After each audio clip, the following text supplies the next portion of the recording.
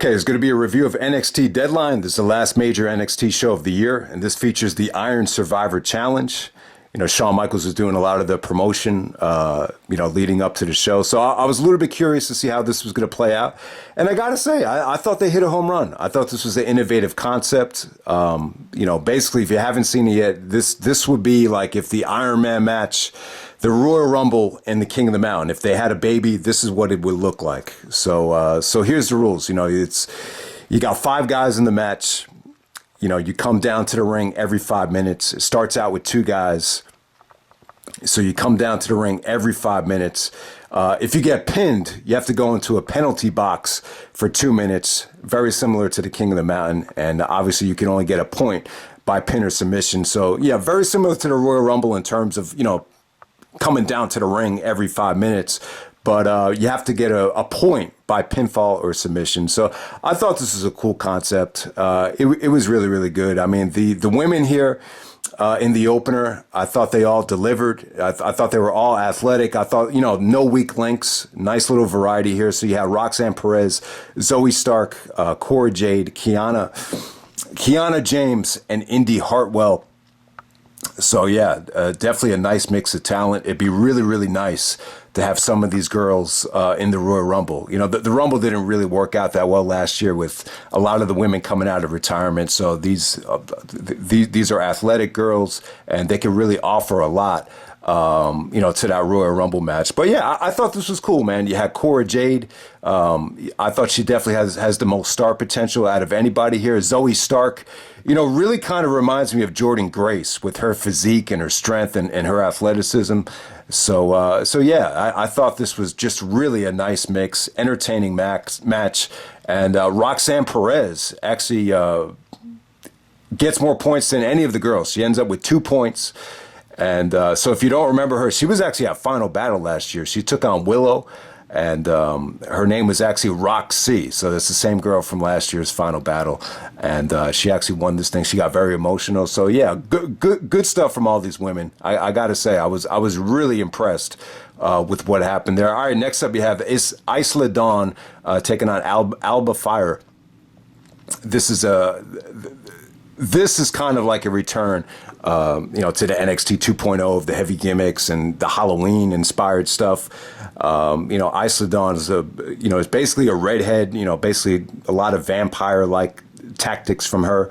The work in the ring was okay. I thought it was pretty fluid stuff, pretty underrated. I think, what some people might find a little bit distracting or a little bit of a turnoff was the referee spot. She kind of had Isla had these magical powers, to make the ref actually just start puking up that Papa Shango black mist or whatever it was. And I thought that was a little bit weird. But this was probably the weakest thing of the night. But I'm not going to say both girls look bad. It was just, you just had the feeling of the gimmicks kind of overshadowed what was going on in the ring. And then next up you had the Pretty Deadly tag team defending the NXT belts against the New Day. I thought this was fun. The New Day really, lightened up the mood, and I thought they fit in really well with this atmosphere right here. The match was just a lot of fun. They both teams really kind of overdid it with the Eddie tributes, or not Eddie tributes, but you remember that spot when Eddie Guerrero is playing possum for the referee? There was a spot where all 4 guys did it at the same time. So yeah, the match was a lot of fun. The New Day, they brought a lot of life to this match. I thought they were really, really good. So they end up winning the tag team titles.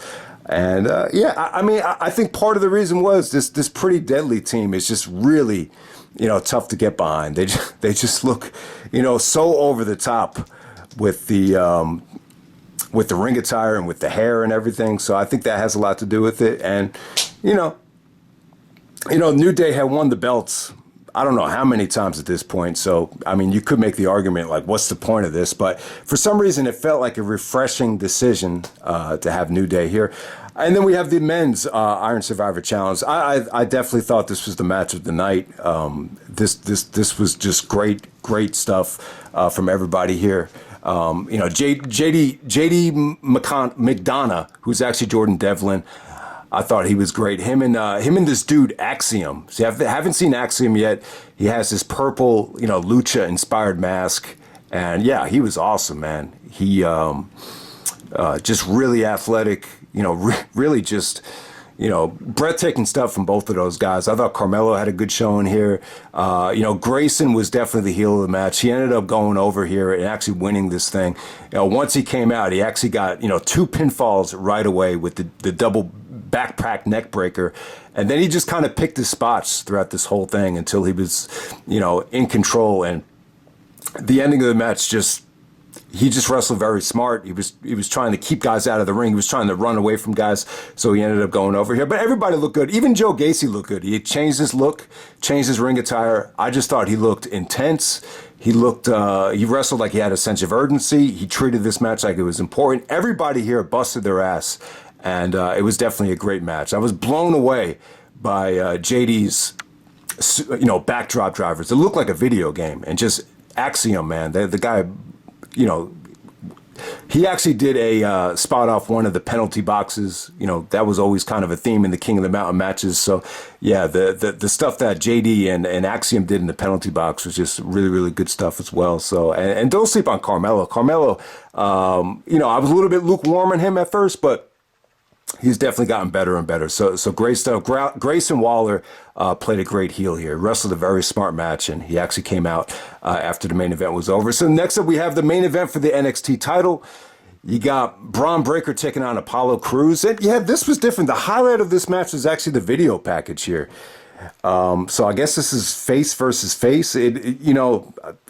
I bet you Sean had a lot to do with it because I know Sean's really, into doing different things. We know how much pressure the championship reign put on him back in '96. So the story here that Bron was, facing a lot of pressure and wanted to kind of get away. So you actually have Apollo meeting him at a diner and they're talking about their upcoming match. They're actually fishing together. They're going on a boating trip. It was really cool. It was different to see, such a relaxing type of buildup for the match. So never really seen anything like it. And it kind of overshadowed the actual match here. I mean, the match was good. It's a solid match. You're getting a lot of power, speed, size, and athleticism. It's a unique matchup. Negative part is I don't really think this did a lot for Apollo Crews. I thought he had his moments here, but you're not going to come away from this thing thinking that, this run in NXT has really got to kind of reignite his career or anything like that. But, he did the job. He definitely had his moments. The highlight was actually the countering the gorilla press into a DDT. I thought that was a sweet spot. But overall, Bron actually gets the win with the spear.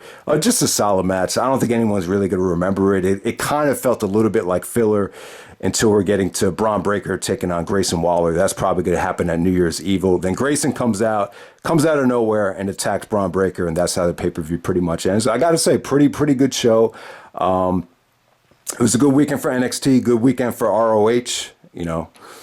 I think with Final Battle, let me just say this about Final Battle. I just thought the undercard could have been a little bit better, but like I said, guys, I think the second half of the show, was definitely a very memorable show, and obviously these Iron Survivor challenges on this show, I thought the concept really, really worked. So good weekend for NXT, good weekend for Ring of Honor, and I'll pretty much end it there. So definitely check it. I'm not going to say the show was amazing. You definitely had some weak stuff on this NXT show, but I'll just keep it short and sweet and end it right there. All right.